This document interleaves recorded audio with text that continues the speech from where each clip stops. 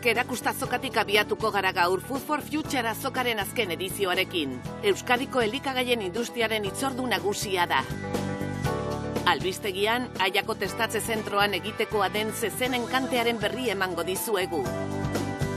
Enrique Mendigurenek eta bere txakur Emelaiak irabazi zuten Euskadiko arditxakurren txapelketaren azken edizioa. Enrikek lehiaketa asko irabazi ditu hainbat txakurrekin. Amaitzeko, Bizkaiko basogintza elkartea izango dugu hizpide. Tasatzaileen lana erakutsiko dizuegu. Lan gogorra da, baina beharrezkoa basoen balioa kalkulatzeko.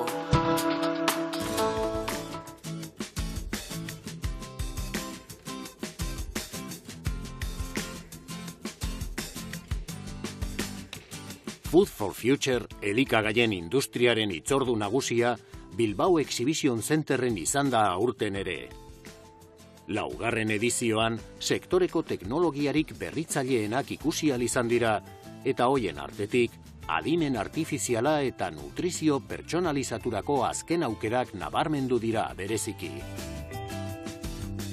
Elikagaien industria globalaren liderrak biltzen dituen topaketa hau abian jartzeko enkargua, Asti zentro teknologikoari egin zioten, sektoreko azken berrikuntzak eta joerak ezagutarazteko asmoz. Food for Futurek sektorearen noraina eta etorkizuna markatzen dituzten erronkei heltzen die. Pozik egoteko modukoa dela uste dut. Pandemiaren ostean hasi ginen, 4.000 bisitarirekin. Iaz 8.000 izan ziren, eta urten kopuru hori gainditzea espero dugu. 35 herrialde baino gehiago. Gaur goizean Japoniako ordezkaritza hartu dugu. Iaz 80 lagun etorri ziren, eta urten 110 izan dira. Munduko beste leku batzuetatik ezagutza erakartzen dugula primeran ikusten da hor. Euskadi eta bereziki Bilbo munduko berrikuntzen erdigune bihurtzen dira. Enpresek ideia horiek bere ganatzea nahi dugu, eta Euskadiko enpresei lagundu lehiakorragoak izan daitezen. Oso pozik gaude, helburua betetzen ari delako. Europan eta munduan, ekimena sendotzen ari da elikagaien berrikuntzarako topagune gisa. Berrikuntza garrantzitsuagoa da elikagaien sektorean beste sektore batzuetan baino. Sektorearen datuak hortxe daude, eta oso nabarmenak dira. Hemendik gutxira 10.000 milioi lagun izango gara munduan, eta datozen 50 urteetan gaur egun baino 160 elikagai gehiago ekoitzi beharko da. Gainera, klima aldaketa hor dago, ur gutxi, lur falta. Teknika tradizionalekin hainbeste elikagai ekoiztea ezinezkoa izango da. Doitasun handiko nekazaritza batera evoluzionatu behar dugu. Ur gutxiago erabili, ongarri gutxiago. Doitasun handiko arrantza ere beharrezkoa da, baliabide gutxiago erabiliz.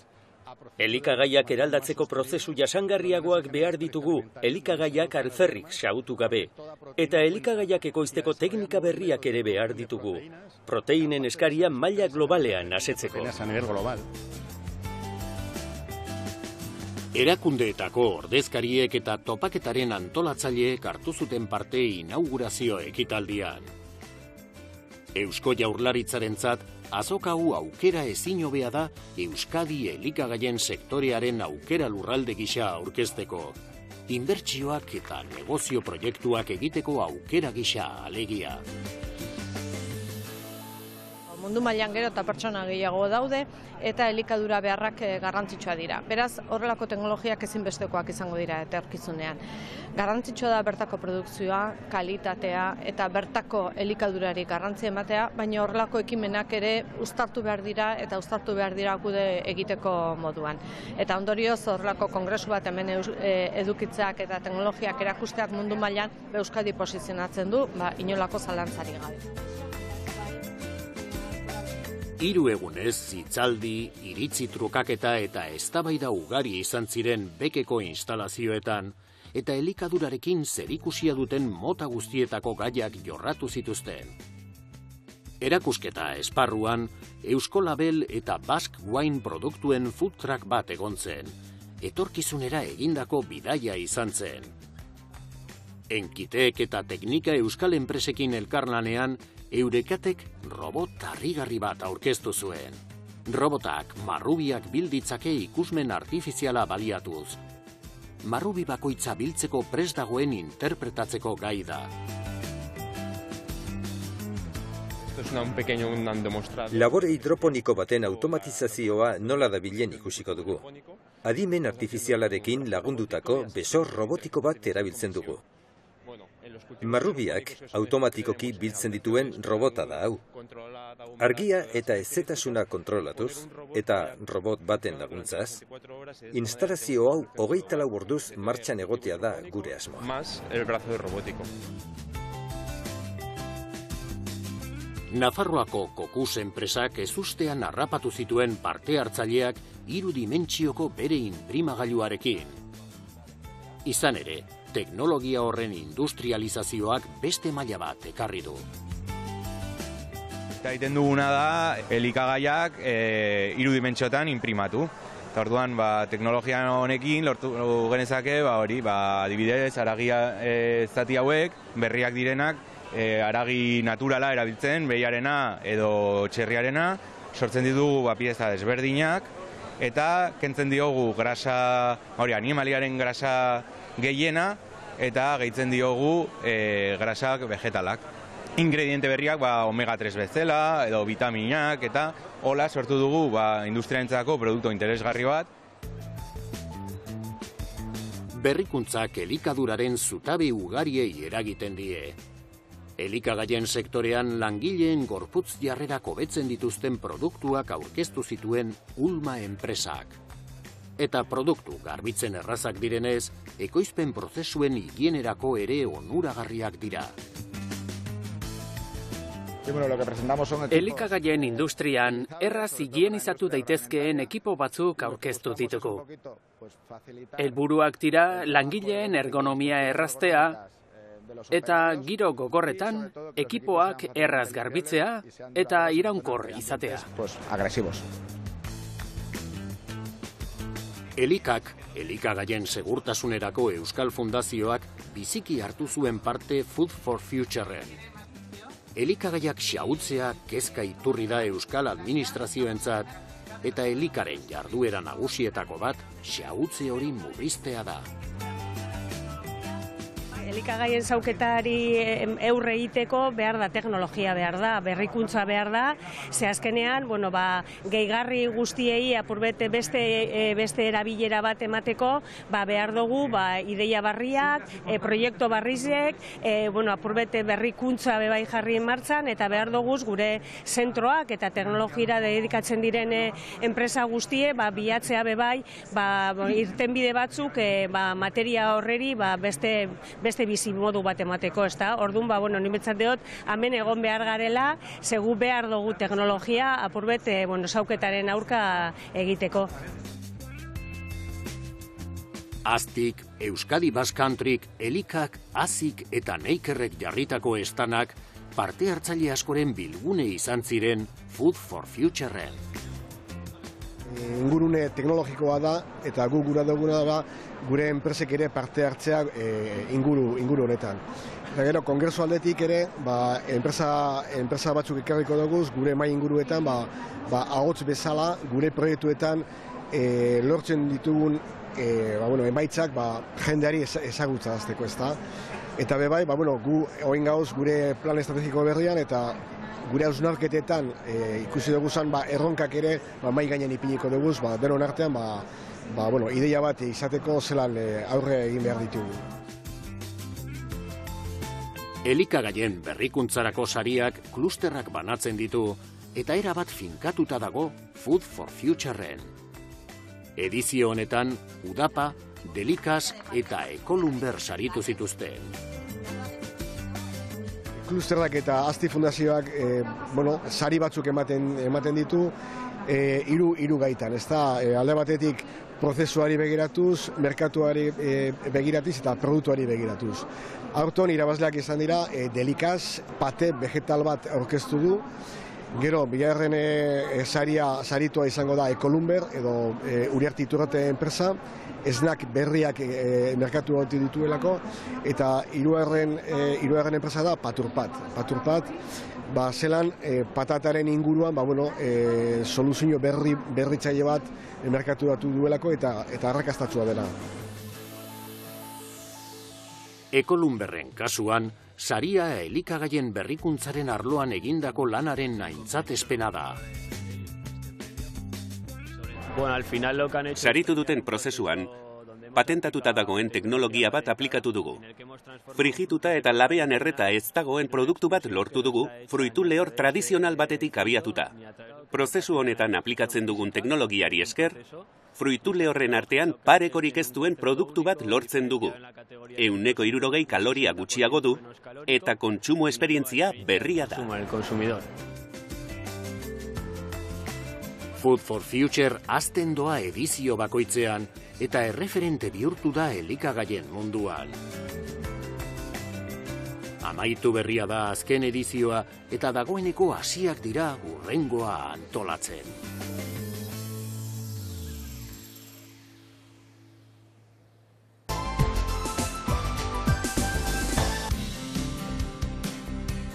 Bihar, beste zezenen kante bat egingo da Aiako testatze zentroan. Piriniar, Limusin, Blonda eta Xaroles arrazetako zezen gazte ederrauek hainbat ganadutegitara joango dira. Aiara hurbiltzen diren abeltzainen haziendak zezenen bidez hobetzeko. Aian egingo den 25. enkantea da. Aiako zentroak zezenik onenak hautatu eta hilabete luzez testatzen ditu abeltzainei onenak eskaintzeko. Datorren astean erreportaje zabala eskainiko dizuegu Aiako enkanteari eta zentroari buruz.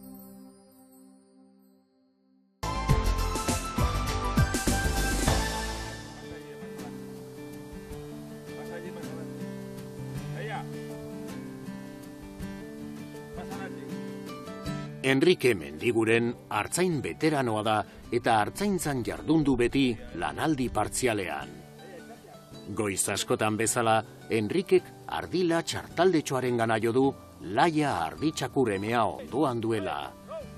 Artzaina eta bere txakurra, banandu ezinak biak. Trebetasunez, laiak ardiak bildu eta itzalpe txiki batera eraman ditu.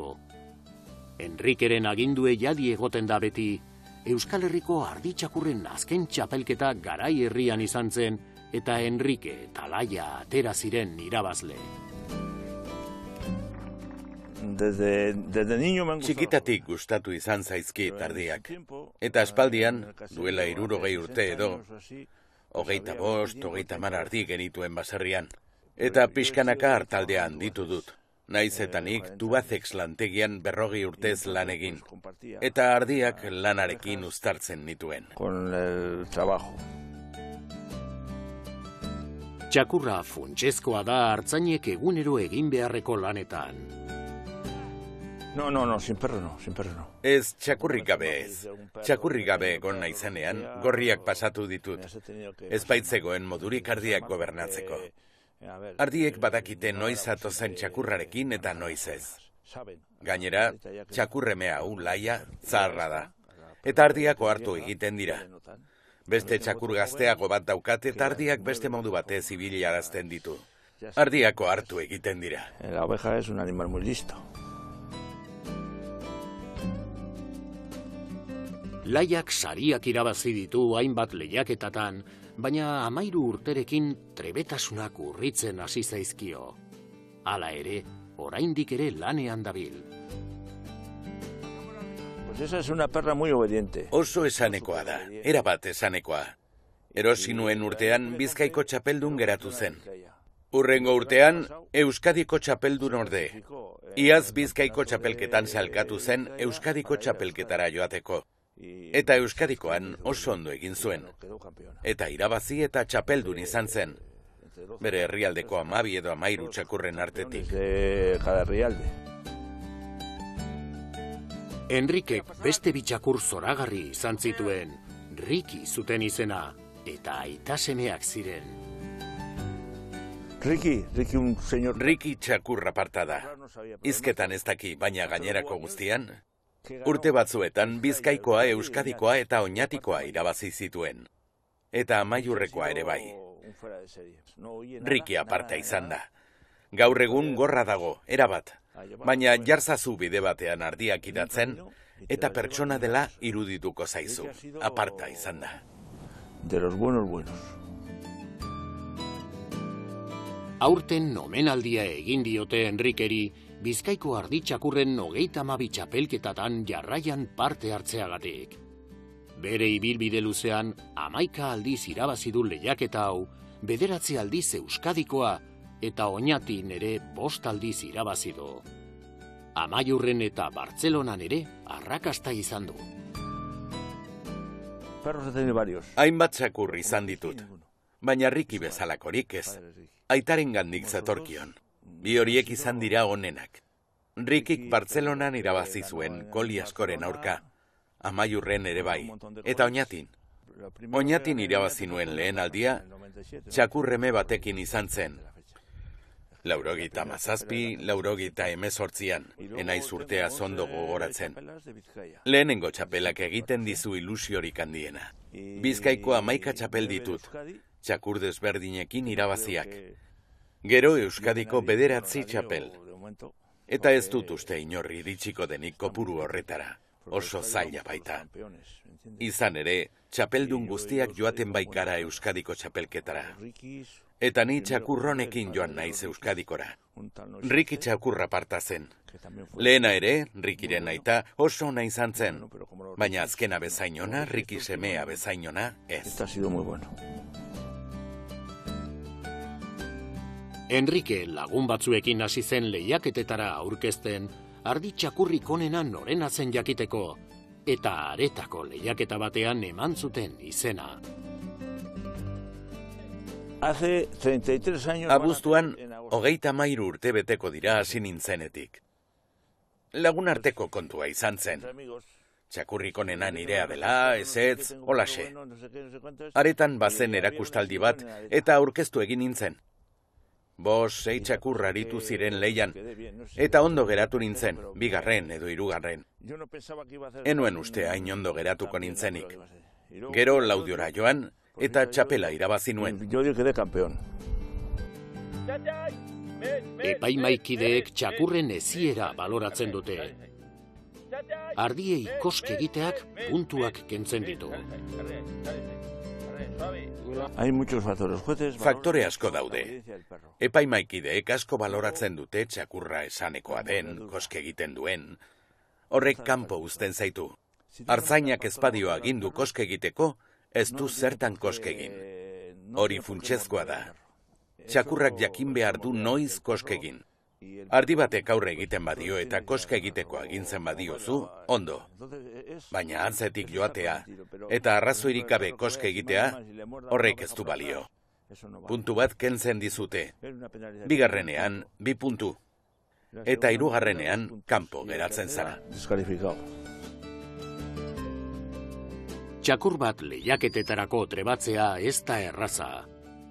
Arditxakurrak odolean bertan darama ardiak zaintzeko zena, baina beti daude hobetu beharreko alderdiak. Txapelketara joateko asmoa baduzu, beti entrenatu behar duzu txapelketarako bezala. Txakurrak ez du ardiengana zuzenean joan behar. A ver, que el perro no vaya derecho a las ovejas. Laia, zatoz. Laia, hemendik. Laia, etzan hor. Etzan hor. Aquí atrás, Laia. Hemen, atzean. La intención de los perros... Txakurren lehen bultzada ardiengana zuzenean joatea da. Baina hori ez da onargarria txapelketa batean. Laia, zatoz. Eta gero hozkadak. Zuk aginduta jakin behar dute koske egiten. Bestela ez dago zereginik. Euskal arditxakurra izaera handikoa da. El perro pastor vasco tiene mucho carácter. Txakur gazte hau txiki da. Enrike trebatzen hasitako perla berria. Características, bueno... Ezaugarriak. Bueno, 2-3 egun bakarrik daramazat berarekin. Beraz ez dakit nola aterako den. Oraingoz, 3-4 egun hauetan, badirudi ondo dabilela. Ondo doa. Dena den noiz baita hasi beharko dut txapelketak ustean pentsatzen. Pensando en dejarlo también. Enrikek eta Laiak tanden ezin hobea osatzen dute, eta egunero elkarrekin lan eginez lortu dute hori, haien arteko elkar ulertzea erabatekoa baita. Horri esker besteak beste, Euskal Herriko arditxakurren azken txapelketa irabazi dute.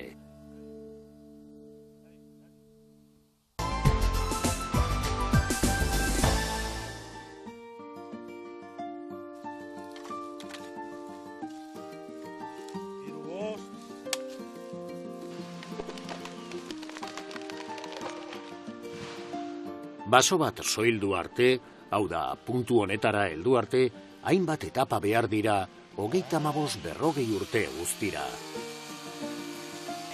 Landaketa, inausketa eta soilketa etapa hoietako batzuk dira. Egur honek hainbat erabilera izango ditu, baina basoa soiltzeak basoa berritzea esan nahi du, Euskadiko basomasa orekatuta edukitzeko. Zuhaitzak bota aurretik, baso baten bizitzako beste etapa bat tasazioa da. Jende gutxik daki lan garrantzitsu horren berri, hala ere, funtsezkoa da zurari prezio bat jartzea, basojabeak eta zuhaitzak erosten dituen zurlantegiak ados egon behar dutelako, nola ez. Euskadiko baso elkarteen konfederakundeak tasatzeko lantaldeak ditu eta basojabeen zerbitzura jartzen dituzte. Orozkon, Bizkaiko basogintza elkarteko tasatzaile talde batekin elkartu gara. Lan gogorra da, baso gehienek malda pikoak izaten dituztelako eta iristen zailak diren eremu asko daude. Gainera, sastrakak are gehiago zailtzen du lana. Basoa soiltzeko garaia iristen denean, basojabea basojabeen elkartearekin jartzen da harremanetan. Berdin-berdin egiten dute gainerako 3.200 jabe eta bazkideek. Lantaldeak bota beharreko zuhaitz guztien diametroa neurtzen du. Zuhaitzen 15% altuera ere neurtzen dute. Lehenik basoa aztertu egiten dute lursailaren mugak eta perimetroa ezagutzeko. Kubikazio horri esker, erauztekoa den negur volumena kalkulatuko dute. Es un pinar de pino insignis. Intxinis pinua edo pinus radiata da hau. Eta pinudia soiltzeko ordua iristen denean, 35-40 urteren buruan, jabeak merkatuko egoera kontuan hartuta, pinuak botatzeko erabakia har dezake. Baina pinudia moztu eta zur enpresa bati saldu aurretik, zenbate gur dagoen jakin behar du jabeak. Orduan, guri deitzen digu, eta guk kubikazio txostena egiten diogu. Bertan, pinudiak zenbateko volumena daukan erakusten diogu merkatuan jardezan. Para que él lo ponga en el mercado. Azterketan lortutako datuak bulegora bidaliko dituzte egur volumena ezagutzeko. Primera fase es la fase de campo. Lehenengo fasean, bertatik bertarako fasean, batez ere inventarioa egiten dugu. Kasu honetan, oinez on egiten da. Pinu guztiak neurtu behar dira. Zuhaitz guztien diametroa neurtzen da, baita zuhaitz guztien 15% altuera ere gutxienez. Azkenean, diametroak eta altuerak kalkulatzeko balio diguten zilindro batzuk lortzen ditugu. Gero, bigarren fasean, inventarioko datuak kabinetera eraman eta han volumenaren kalkulua egiten dugu. Datos que hemos cogido previamente. Egur volumena ezagututa eta mendiko irisgarritasuna azterturik, prezio bat finkatzen da, zur lantegiek alderatu egiten dutena. El precio del volumen de madera. Egur volumenaren prezioan hainbat faktorek dute eragina. Nolako mendia den, irisgarritasuna, oso aldapatsua den, nolako egurra den, kalitate handiko edo txikiko egurra den, basoa inausita dagoen ala ez, gaizki ala ondo zainduta dagoen, edo kalitate zigiluren bat baduen, adibidez PEF ziurtagiria. Horrekin guztiarekin, egur volumenaren balioa kalkulatzen dugu. A ese volumen de madera. Kalibreak erabiltzen dira diametroak neurtzeko. Triangulazioak egiteko sistema optiko bat ere erabiltzen da zuhaitzen altuera neurtzeko. Eta matxete bat zuhaitzak markatzeko eta bidean aurrera egiteko. Hau da diametroak neurtzeko kalibrea. Gurutze neurketa da. Hau da, 2 diametroak neurtzen dira. Enborra ez baita guztiz biribila, obalatua baizik. Horregatik erabiltzen da gurutze neurketa. Batez bestekoa ateratzeko. Altuera aparatu honekin neurtzen da. Argailu bat jartzen dugu enborretik 130 zentimetroko altueran. Enborraren oinarritik zenbateko distantzia dagoen kalkulatzeko. Eta gorantz, zuhaitzaren puntarantz apuntatzean angelua ematen digu, eta horrekin triangulatzea lortzen dugu.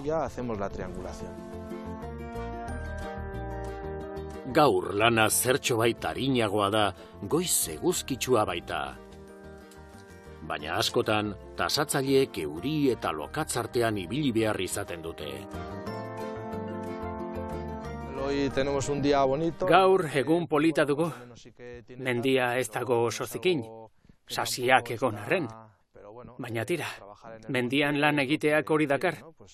Eguraldia askotan aurka izatea. Adibidez, une honetan eguraldi mundiala daukagu, baina arratsalderako elurra, haizea eta txingorra iragarri dituzte. Bai, lan baldintzak batzuetan gogorrak izaten dira. Baso tasazioak eta kubikazioak elkarteak eskaintzen dituen zerbitzuetako batzuk baino ez dira. Bizkaiko basojabeen elkarteak 3.200 bazkide ditu. Zerbitzu asko eskaintzen ditugu. Besteak beste, baso jabetzaren interesak defendatu. Zerbitzu teknikoak eman, diru laguntzak izapidetu, proiektu teknikoak egin, eta lan garrantzitsu bat, basoak tasatu. Jarraian, Edu lagun genuela, Zornotzara jo genuen Bizkaiko basogintza elkartearen egoitza bisitatzeko. Hementxe egiten dira izapide guztiak eta basojabei aholku ematen zaie mota guztietako gaiei buruz. Jakina, menditik bidalitako datuak ere aztertzen dira. Bildu ditugun datuak, Hazi Fundazioak prestatu duen aplikazio batean sartzen ditugu. Eta aplikazio horretan, volumena kalkulatzeko balioko diguten kubikazio tarifa batzuk daude. Jabeari eskuratzen diogun txostenean, lor ditzakeen volumena eta prezioa ez ezik, egur hori eros lezaketen zur lantegien zerrenda ere gehitzen dugu. Jabeak hainbat eskaintza izan ditzan. Gainera, kontratu eredu bat ere gehitzen dugu. Hori oso garrantzitsua da eragiketa honetan. Ordainketak, epeak eta hirugarrenekiko erantzukizuna segurtatzeko.